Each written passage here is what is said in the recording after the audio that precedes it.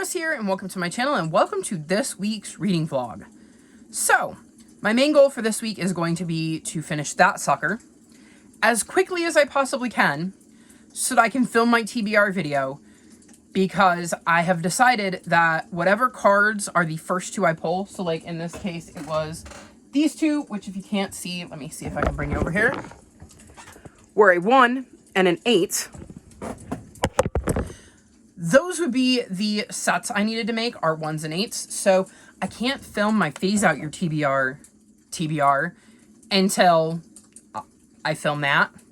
And I don't want to film that until I know whether I want to put a reward or a punishment on my board. So yeah, I need to finish my TBR as soon as possible. So the books I believe are on my TBR, because I can't look it up because I've shut my computer off and I'm filming on my phone, so I can't look at my spreadsheet, are, I believe, Murder at Midnight, which I think I might have been reading for historical fiction not set in World War II.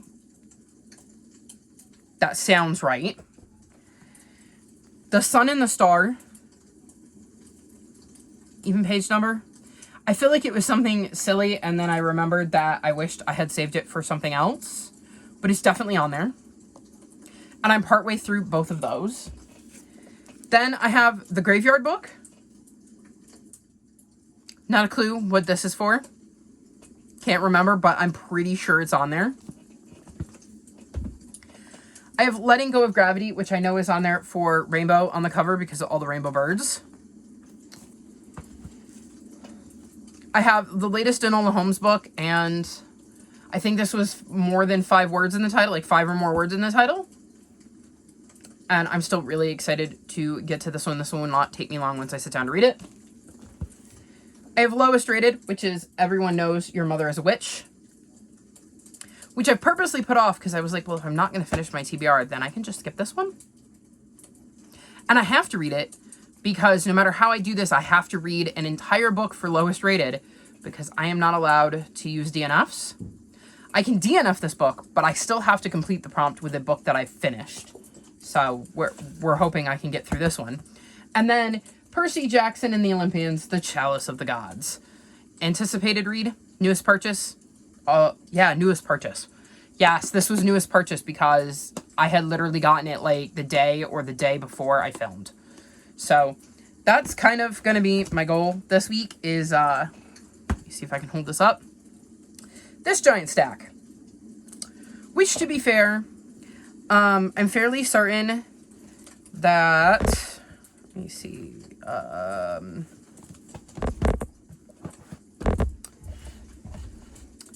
these are not going to take me long. I expect to finish one of these before I go to bed, whichever one I decide to pick up. And whichever one I don't, I expect to finish tomorrow. This and this won't take me long, so I'm not expecting them to be particularly hard. And this is a reread, so I already know what happens in it. I'm just rereading it because it is a spooky middle grade, and it was the middle grade March book club pick.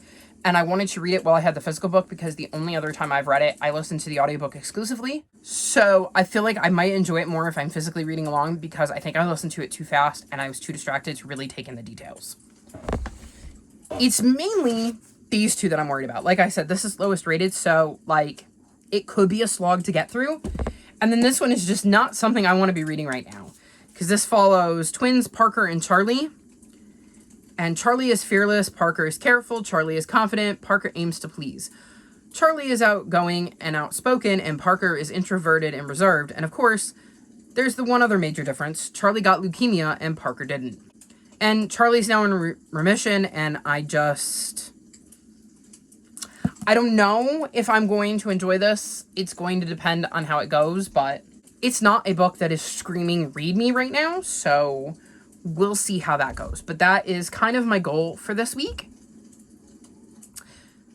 I still have a ton of books I would like to get to that I have for like Spoopy and Spooky. Nothing spooky is more than middle grade though, so I do have an enormous stack of books I would like to get to. But I think I need to make these the priorities because if I don't finish them, then I have to take a punishment. I don't want to take a punishment. I would also like to finish Red Rising because I'm partway through this and then read Frenchman's Creek, which is by Daphne du Maurier, because these are, I believe, the last 2 books on my Bookopoly TBR. If there is another one, it's already on the stack. I legitimately cannot remember what else I picked for Bookopoly. I'm trying to remember. I know I had Green Cover.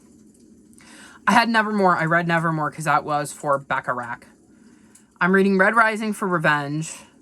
Oh, the Granny Apples book, because I got Ghost. That's 5, because I landed on Daphne du Maurier. What else did I land on? I'm legitimately trying to think about, like, books I've read this month that might have qualified. And I can't. I know I read Green Cover, which was Garlic and Witch. Huh. Well, if I haven't read that last book, that's also here. And then, like I said, I have Granny Apples, whatever book I'm on in that series, and that's an ebook. But it's a novella, so that should take me all of, like, maybe half an hour. But that's kind of my goal. And then if I can do that this week, I'll have 3 whole days where I can just focus on, like, doing, like, a spooky or spoopy vlog for you with all of the options I have for my spooky books, which I will save for when I get to that point. So, yeah, I think that's my plan. I'm very excited to be reading these. I have really, like, high hopes for The Sun and the Star. I mean, it's a 5-star prediction. And The Chalice of the Gods could have also been a 5-star prediction. I've really loved pretty much every Enola Holmes book I've read, so I expect that to be a high 4. I expect Murder at Midnight to be in the 4-star range, and I know I enjoyed the Graveyard book, or I wouldn't be giving it another shot. I'm just expecting to enjoy it more. I've enjoyed the other 2 books I've read by Daphne du Maurier, so I'm hoping to enjoy that one. Like I said, I'm less sure about Letting Go of Gravity and Everyone Knows Your Mother's a Witch. And Red Rising, I've heard, starts slow, but by the end you want to read book 2. So we're going to see, because I agree, it started slow, I set it down, but I also, with getting sick and then my cat getting sick and dying, I just did not have the brain power to focus on something that seemed a lot more complicated than a middle grade or a cozy mystery. So hopefully I will be able to get back into that. But I really need to go read, because these books are not going to read themselves. And I have 2 very cute kitties in my bed who I want to go curl up with. Let me see if I can show you. I have Beanie, and then I don't know if you can see over here. Let me see. Oh, right there. There's Bugsy's head. And I kind of want to go curl up with them and read. So I think I'm going to do that, and I will check back in with you midweek to let you know how I'm doing.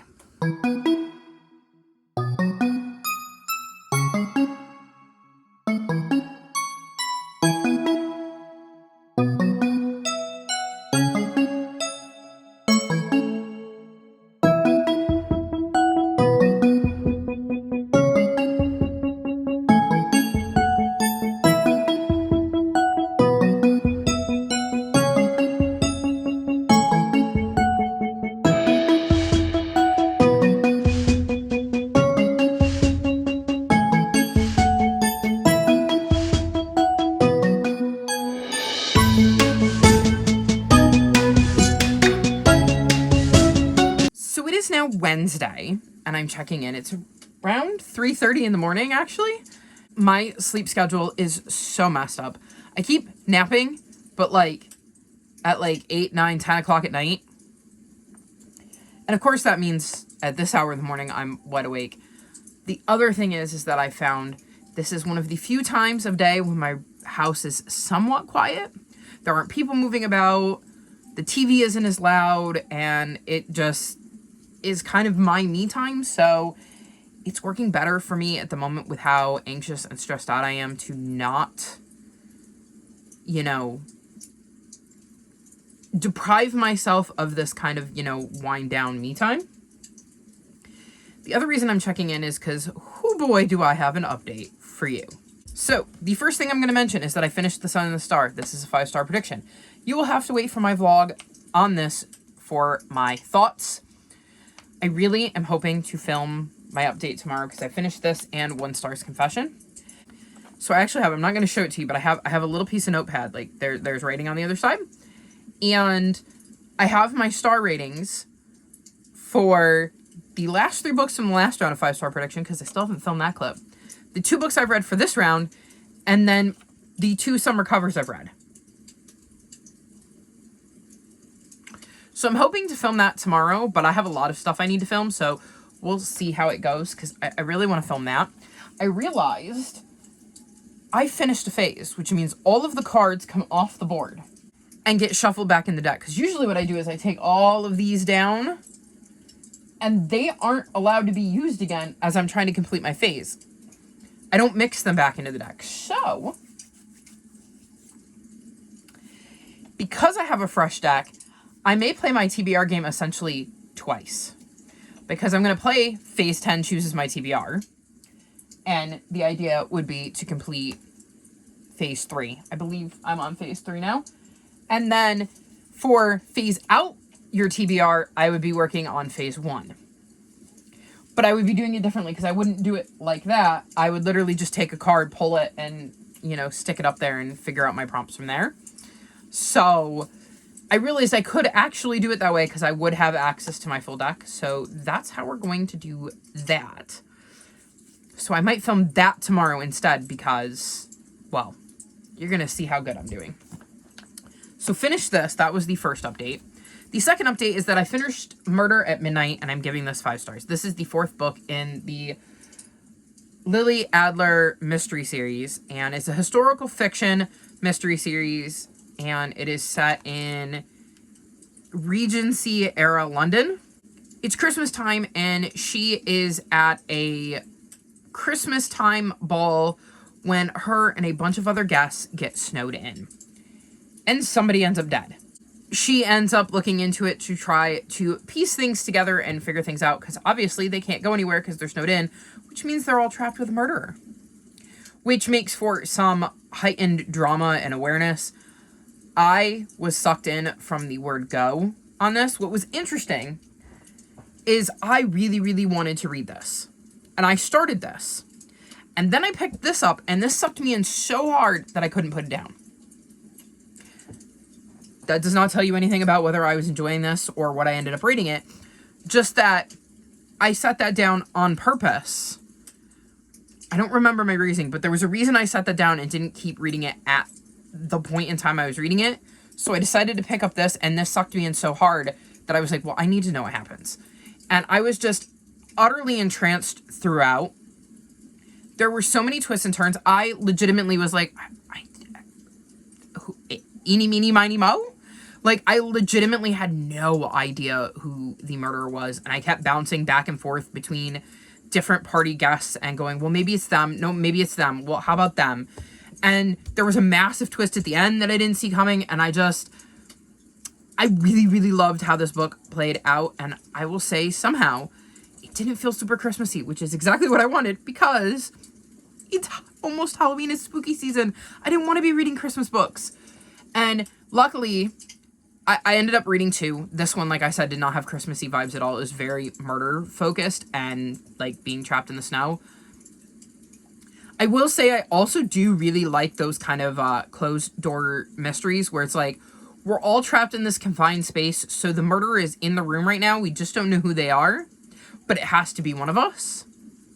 That is a trope I really, really like. So if you have any suggestions for those kinds of mysteries, drop them in the comments. But I got so engrossed in this one and was so excited to be back with these characters.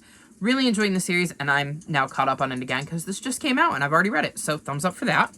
Then I read The Graveyard Book, and I gave this 4.5 stars. So the first time I read this, I gave it 2.5 stars. I think in part because my reading tastes were different, because I read this in 2020, and I wasn't fully back into my middle grade groove yet. It wasn't really the kind of book I was interested in, and if memory serves, I only had the audiobook. And I think that I wasn't concentrating. I think I missed parts of it, because I definitely understood more about the plot as I was reading it, and felt that I had a better understanding of this book by physically reading along. I also think that by having the physical book, you're kind of missing out because there are occasional illustrations, and I think they kind of add to the story. So I really enjoyed the second go-around. So this follows a boy named Bod.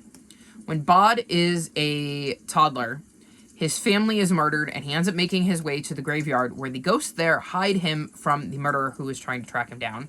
And he ends up growing up in the graveyard and being raised by the spirits in the graveyard, which means he's a little different because he hasn't had the most conventional childhood, and we get to see him, grow up. He must stay in this graveyard because the murderer is still on loose and the spirits are trying to protect him, so we're seeing him struggle with that aspect as well. And like I said, I really enjoyed it on my reread. I enjoyed the relationships that Bod formed with the spirits he met in the graveyard. I liked the interactions he would have with people outside of the graveyard when it did happen and how that kind of built his world. I was just sucked into this story as well. And like I said, I think the first time I listened to it, I didn't get a fair rating because I was only listening to the audiobook. I was still early in my learning curve of listening to audiobooks. It wasn't something I did much back then. And I think I didn't realize just how much I was missing by not concentrating. Whereas now I can tell when I've started to tune things out. So I tend to try to read along if it's a new book with new characters, which this would have been. And I don't do things as much these days with a brand new audiobook as I would with a 7th, 8th, 9th book in a series where I know the characters, I know the setting, and I don't need an explanation of, well, who is this person and what is their relationship to that person. So I really enjoyed my read of this one on reread, and I'm glad that I gave it another shot because I don't think I gave it a fair shot the first time. Then I read Everyone Knows Your Mother is a Witch, and I gave this 2.75 stars. This follows Katharina, and she is basically accused by a town of being a witch, and we kind of see the story of how that happened, testimony from various witnesses, both for and against her, and I don't know, I mean, I gave it 2.75 stars. I wasn't really invested. There's a reason it's my lowest rated. It wasn't a bad book per se. It was just sort of blah. And I didn't really get attached to the characters and their story. I didn't really care about the trial and all of the testimony and the letters that she was writing, because it's kind of letter writing. So the book starts with her beginning her account, and I think she's kind of dictating it to a friend because she's unable to read or write. So we kind of get these testimonies from her where she's kind of dictating her story and telling us the story. So we're not really living it, we're being told it, and I didn't really jive with that. So it was fine, I guess. Just like I said, I didn't get invested, so 2.75.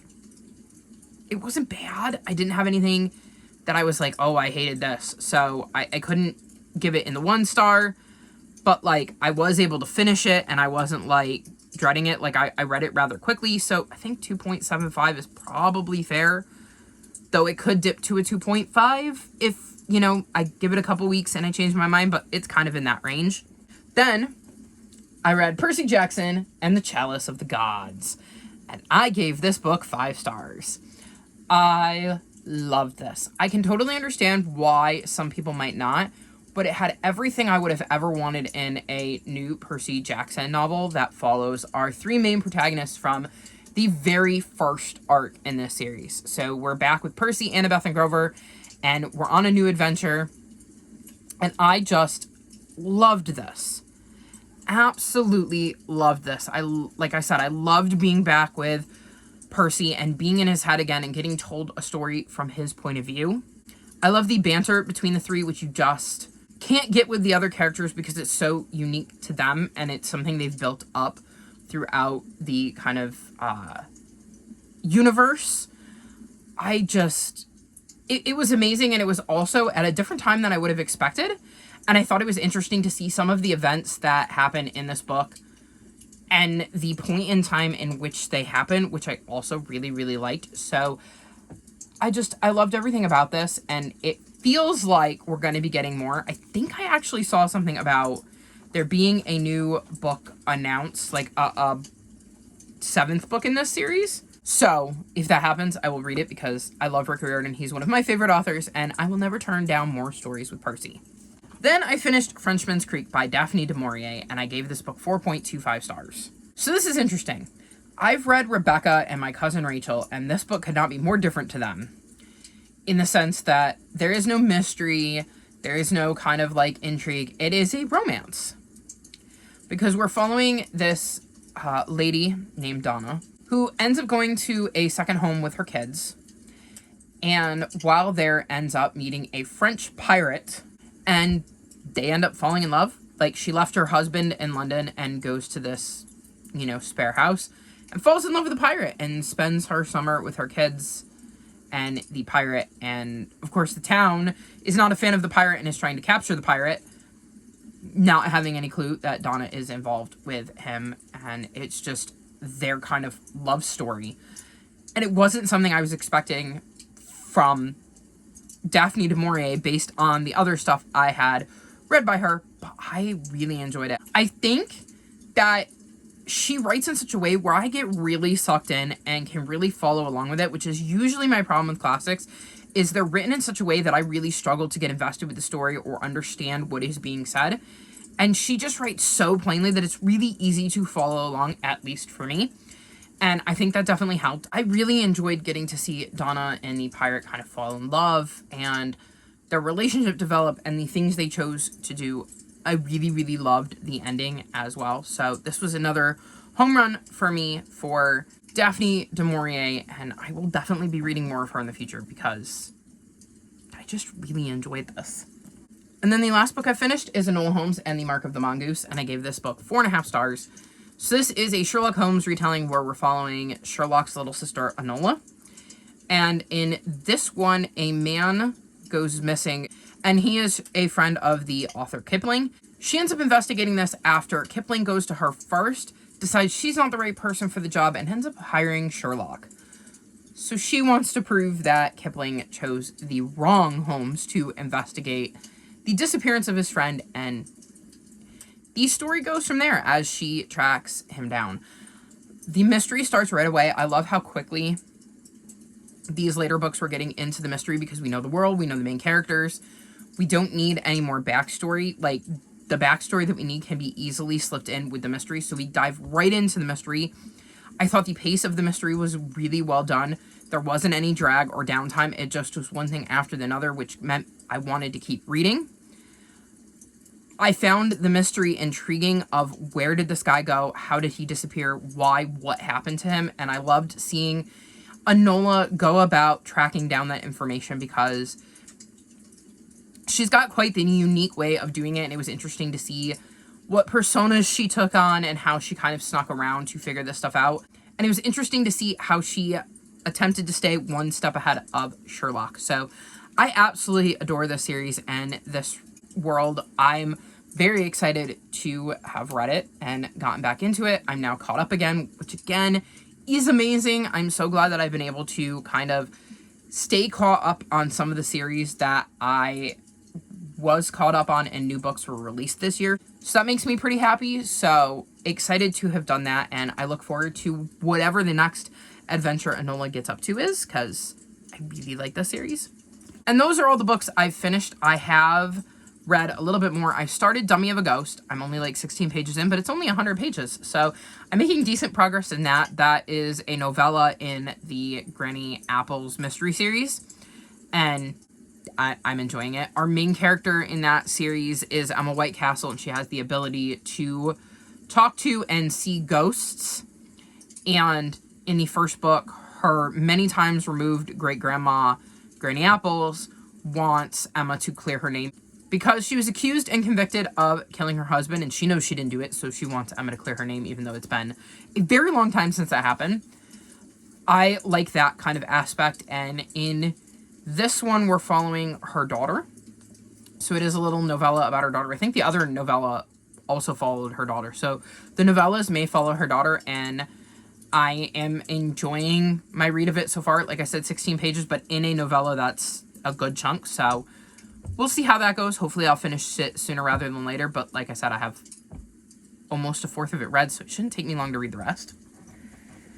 Then I picked up You again because it is overdue from the library. It wasn't originally on my TBR, but I decided to grab it. So this is a romance, and we're following Ari and Josh, and basically their first meeting goes disastrous. They immediately rub each other the wrong way. They do not like each other. And years later, they end up meeting when they're both at really low points in their life, and a friendship develops.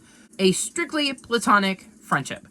So, I'm enjoying this. I'm on page 122. I had to force myself to put it down last night so I could go to sleep. So that should show you how much this has already sucked me in. I am enjoying Ari and Josh's dynamic and seeing how they've rubbed each other the wrong way. And we're to the point where they're now at that low point and they are starting to become friends. So it is interesting to see the kind of shift in dynamic between the two of them since they have such a rocky history. I'm curious to see where this friendship goes and how it kind of develops and how they... I'm going to say rub off on each other, and that's going to sound weird because it's a romance, but I mean like the way people in your life can kind of shape you, change you, influence you, bring out different sides of you, bring out different versions of you, that kind of rubbing off. Not the sexual kind, though I'm assuming it gets there because it is a romance, and the idea is they're eventually going to fall in love. This hasn't lacked on the sex talk. So, I expect that when we get to the sex scenes, they're going to be more graphic than I would enjoy. So, I don't think it's going to get higher than like a 4, but we'll see. I'm really enjoying the story so far, though, and the way it's been written. So, it is a romance that definitely has hooked me and makes me want to read more. And then the last book I've made progress in is Letting Go of Gravity. And I'm on page 110. So this follows twins, Charlie and Parker. Charlie and Parker. And Charlie had leukemia. And his and Parker's personalities could not be more different.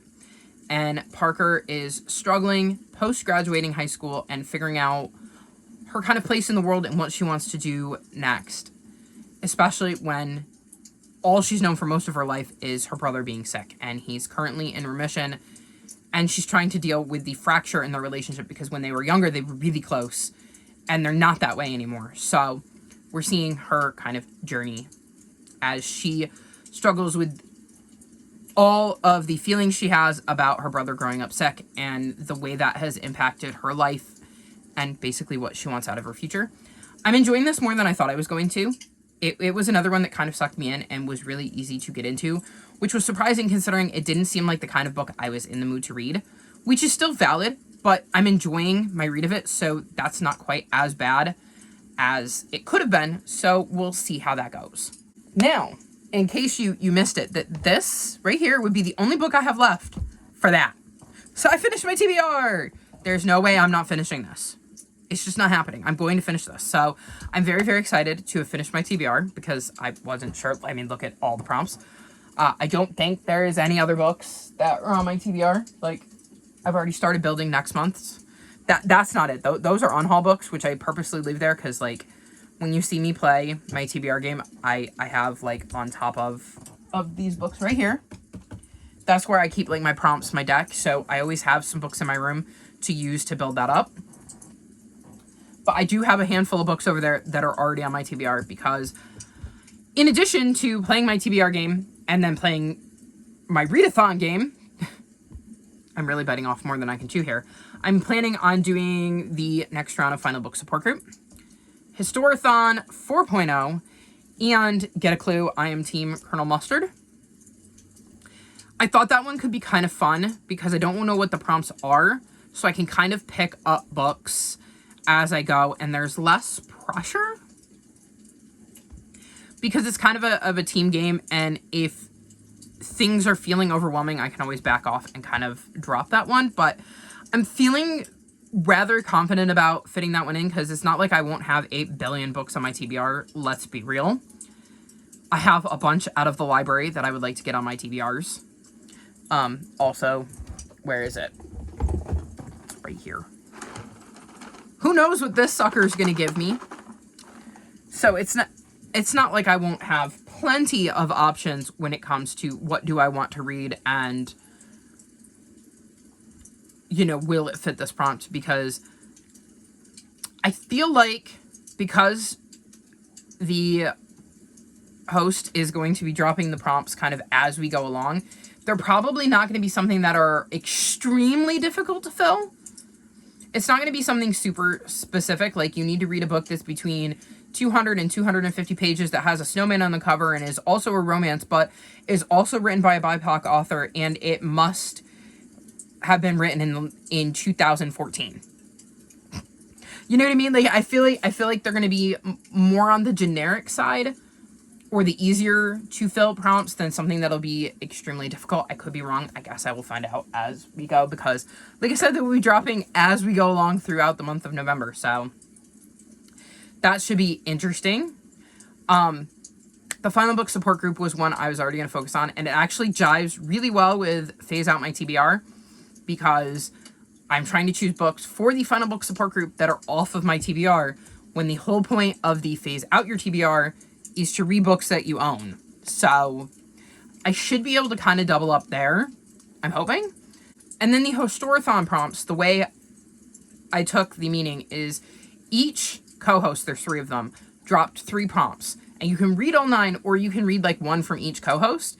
And I've chosen to do that. So I only have 3 books, and of them, 2 of them I own. So I would also be able to pull for them from my phase out your TBR. So yeah, I'm hoping to double up. So my main goal for the next little bit first is to finish Dummy of a Ghost, Letting Go of Gravity, Red Rising, because I haven't gone back to this, and then You Again.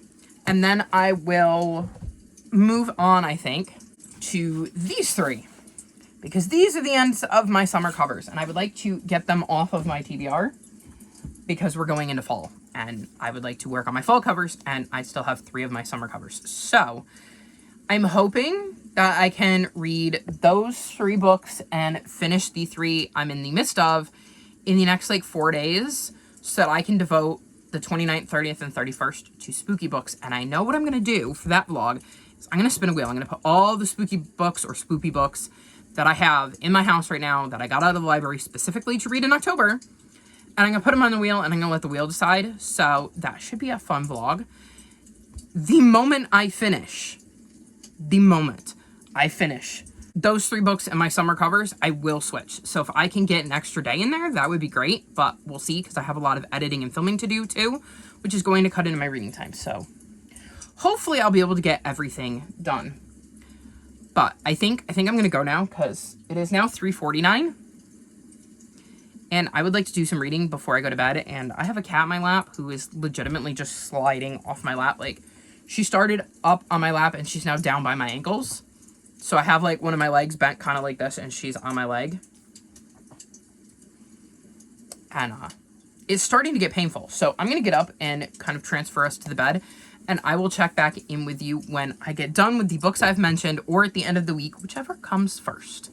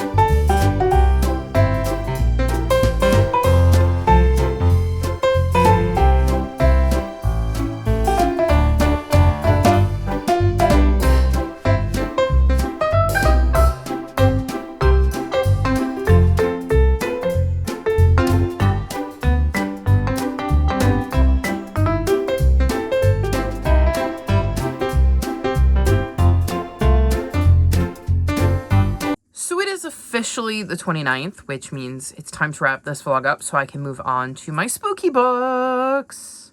Or my spoopy books, whichever ends up getting pulled.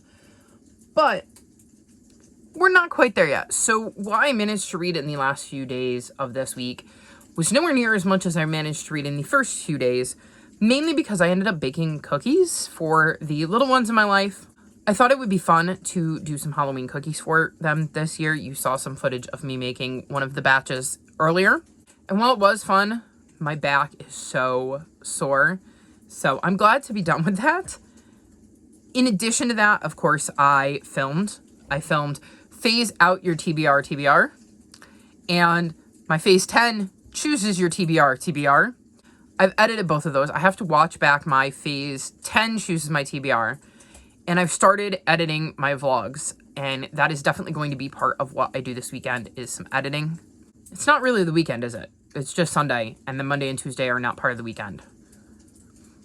Anyways, what I'm going to be doing in my next vlog is reading spooky and spoopy books and working on editing, but I'm trying to get caught up on that because starting next month, I have my readathon, and I want to kind of be able to be involved with that and post vlogs and all that kind of stuff. I also have filming that I need to do still, as I need to film my TBRs for the Final Book Support Group and the Historathon 4.0 readathon, so we'll see how that goes. In the meantime, though, I should probably tell you about the handful of books I did finish. So first, I'm going to mention the one I didn't, and that's Dummy of a Ghost.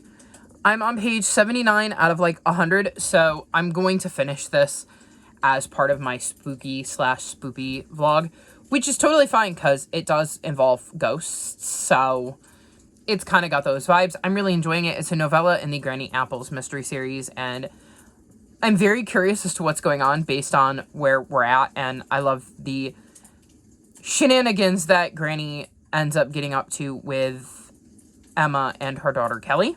I finished You Again. This is a romance, and it follows Ari and Josh, and they first meet, and it's an absolute disaster. They cannot stand one another, and then they keep bumping into each other over the years to not great results until they bump into each other one night when they're both kind of at a really low point in their lives, and they end up bonding over the fact that they're both kind of miserable. And it leads to a deep relationship between the two. I gave this book 4.25 stars. I really enjoyed the development of Ari and Josh's relationship. I will say there is a lot of sex talk in this, because Ari is very open about talking about her sex life and her sexual fantasies and sex in general. Like, she really has no problem talking about that. So she definitely brings it up a lot. But it didn't necessarily bother me because it's a little bit different than a sex scene. Although there were those as well, and I could have done without that. But I will say that it didn't take away necessarily from my enjoyment of the book. I really liked seeing Ari and Josh's relationship developed and how they got to where they were to be in a place where they could even begin to get along or see a different side of one another. I enjoyed seeing that growth and seeing how their relationship progressed after those disastrous first meetings where they just completely rubbed each other the wrong way. So I quite enjoyed the story. I like the way the author wrote their relationship and their growth. So I can definitely see myself reading more from this author in the future because I like the way they crafted their story. Then I read Letting Go of Gravity, and I gave this book 4.25 stars. This book follows Parker, who is the valedictorian of her class. She's just graduated from high school. She's got an internship at the local hospital, followed by an acceptance letter to Harvard to become a doctor in the fall. She was inspired to do this because her brother Charlie has had 2 bouts of leukemia. He's currently in remission, and this kind of made her want to grow up to be a doctor. However, she quickly realizes that maybe this isn't what she wants, as she's really dreading it and starts to feel very anxious anytime she thinks about her future. Unfortunately, she doesn't really have anybody to talk to about that, as she and Charlie have been on the rocks, and her best friend is going to be spending her summer in Europe. So she's kind of left all on her own to navigate her feelings, and she ends up meeting this boy named Finn who does graffiti art, and it makes her kind of wish that she could be that free to make mistakes, to change her plan to look at things a different way, and she starts to question what she really wants in life. I really enjoyed this book. I enjoyed getting to see Parker discover herself. I thought the anxiety was really well written, especially considering Parker had no idea what it was. And it reminded me of some of the instances in my childhood of me not understanding what my body was going through. And it just really hit home to me that when she would talk about the anxiety she was feeling, even though she wasn't using those words, that I knew exactly the sensations she was describing. So I will say, if that's something that's going to be triggering, because I know, at least for me, when I'm in the wrong headspace, that would have been massively triggering, you might want to give this one a skip or put it off until you're in a better headspace. Because, like I said, I think it's really well told how Parker experiences anxiety. I liked seeing her have to branch out and kind of figure things out and start to wonder what she really wanted from life and what her interests were instead of this dream she's had since she's a kid. And look, oh, we have Ellie. Oh, it's Yellow. She wants to know if you all have missed her. Have you missed her? Yeah. So,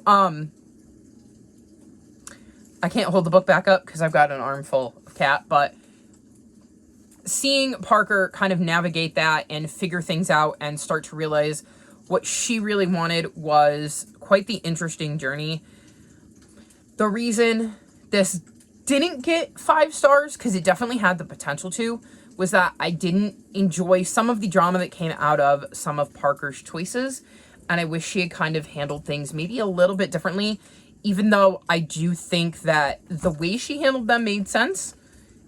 I think I would have been more satisfied as a reader if she had made slightly different choices, but all in all, I enjoyed it, and I just thought it was a really fascinating read and was pleasantly surprised, given that I went into that not really knowing much about it, not having planned to pick it up, and being surprised by the kind of outcome of the book. So 4.25 stars, and I'm actually...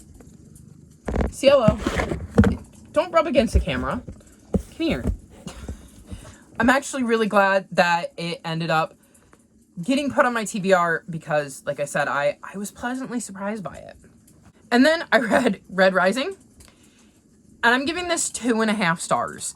So this follows Darrow, and he lives in a world where you're kind of put into these classes, and he is a red, and he thinks he's helping to build a civilization for people on Mars, and he soon finds out that that's not the case, and people are kind of sorted into different colors, and it's...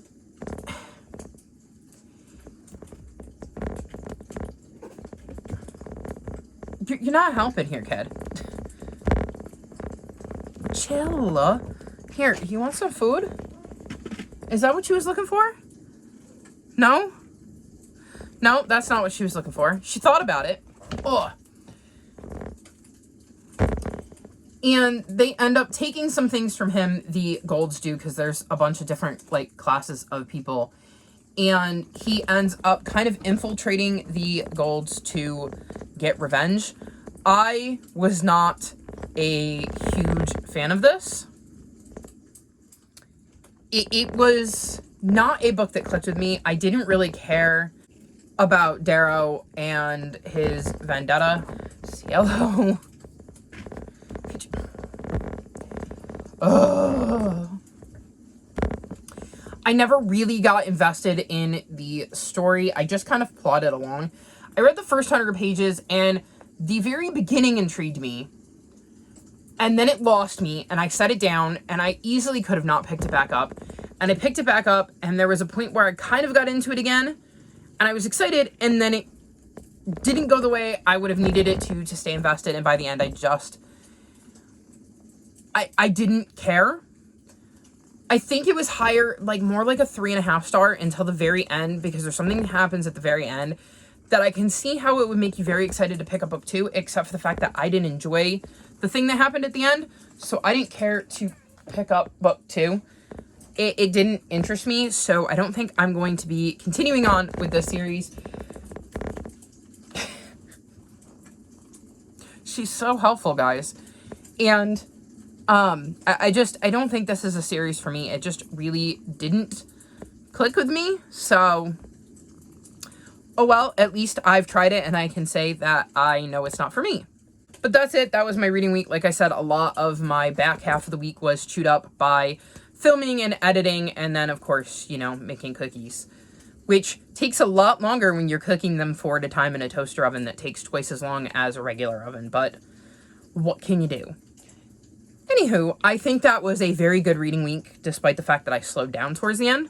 I didn't get to my summer covers, but that's all right. November's another month. I actually kind of think I might do them the first few days of the month, since the final book support group readathon is the 3rd through the 6th, so I would have like 2 days where I need to do something. Just fling your tail at me, it's fine. So I think that is going to be my plan, is that I will maybe read them at the start of November and get them out of the way, but we'll see. Anywho, I'm gonna wrap this vlog up here because I need to do something with her. She's driving me nuts. And we're gonna go. So all of my social media is linked below if you'd like to come chat with me. If you've made it this far in the video, leave me sunglasses emojis. Is there sunglasses emojis? I really should look this up before I film. I think there's sunglasses emojis. Or glasses. Something to do with sunglasses. Surprise me if it's not. Like this video and subscribe to my channel, and we'll talk to you next time. Bye!